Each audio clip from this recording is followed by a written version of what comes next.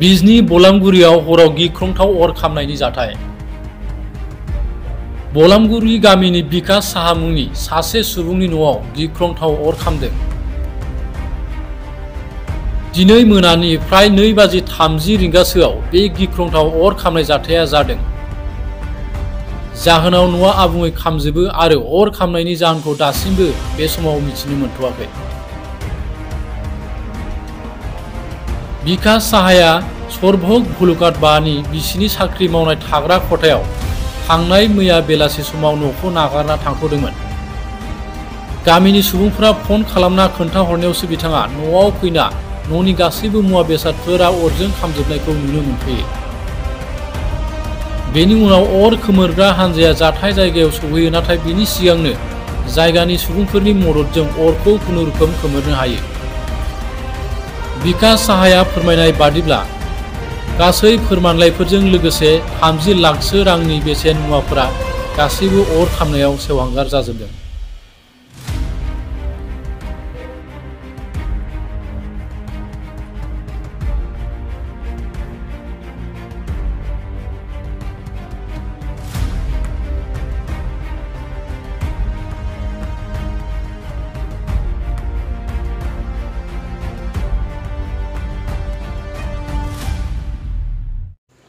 এইটোতো আমি ঘৰত নাছিলোঁ। যোৱাকালি তাৰমানে মোৰ মিছেছৰ চাকৰি সূত্ৰে মানে বুলকাডুবাত চাকৰি কৰে। তাতে আমি সন্ধিয়া প্ৰায় 7টা বজাত ঘৰৰ পৰা ওলাই গ'লোঁ। তো ঘৰখনত যোৱাৰ পিছত আমি গোটেই চুইচ বন্ধ কৰি পেলাই ধূপকাঠি ধূপধনা দিয়া সেইবিলাক চব মানে কিবা কৰি লাইট অফ কৰি পেলাই গুচি গ'লোঁ ৰাতিত। কিন্তু ৰাতিত গুচি যোৱাৰ পিছত আমি অনুমানিক ধৰি লওক 8:30 মানত তাতে গৈ পালোঁ। 8:30 বাজিছিলে তেতিয়া আমি 8:30 বুলকাডুবা গৈ পালোঁ। তাতে আমি কোৱাৰ্টাৰ আছে, তাতে থাকোঁ। থাকি পেলাই ৰাতিটো তাতে থাকিলোঁ। মোৰ তাতে 3:32 মানত মোৰ খুৰাৰ ফোন গ'ল যে তেনেকুৱা মানে ফোন যোৱাৰ পিছত মই ফোনটো উঠাব পৰা নাছিলোঁ। ৰাতিপুৱা মানে 3টা বজাত হয়, 3:32 মোৰ তাতে ফোন গৈছে। তেতিয়া ফোন যোৱাৰ পিছত মানে মই ফোনটো উঠাব পৰা নাই, কাৰণ ফোনটো চাৰ্জিঙত আছিল। মই টোপনিত আছিলোঁ। পিছত মাৰ মোবাইলত কোনোবা আকৌ ফোন কৰিছিলে, আমাৰ ঘৰৰ ওচৰৰ মানুহে। তেতিয়া ফোন কৰাৰ পিছত মানে মায়ে কৈছে আমাৰ ঘৰখনত জুই লাগিছে বুলি। তো জুই লাগিছে মানে ময়ো ফটককৈ উঠিলোঁ। উঠি পিছত লগে লগে ফোন মাৰিলোঁ মোক, আৰু এই কানুদা বুলি এজন মানুহ আছে আমাৰ ইয়াৰে ওচৰৰ ঘৰৰ ওচৰৰ মানুহ। তেখেতে ফোন কৰি আছে বাৰবাৰ। পাছত তাক ফোন বেক কল কৰিলোঁ, কল নাই, একো নাই, চব গোটেইখিনি বস্তু একেবাৰে চাফা হৈ গ'ল, মানে কোনো বস্তুৱেই বাচাব পৰা নাই। এতিয়া ইমান ডাঙৰ জুই লগাটো মানে খুব ডাঙৰ কথা আৰু কি, কেনেকৈ মানে ইমানখিনি জুই কেনেকৈ লাগিব পাৰে। কাৰণ ধৰি লওক এতিয়া কাৰেণ্টৰো মোৰ ইমানো নহয়, লুজ ৱাৰিং নহয়, গোটেইখিনি ৱাৰিঙো ভাল, খুব মানে ভালকৈ ৱাৰিং কৰা আছে ঘৰখনত। আৰু আমি যোৱাৰ সময়ত গোটেইখিনি ঘৰ চাই চিতি গৈছিলোঁ।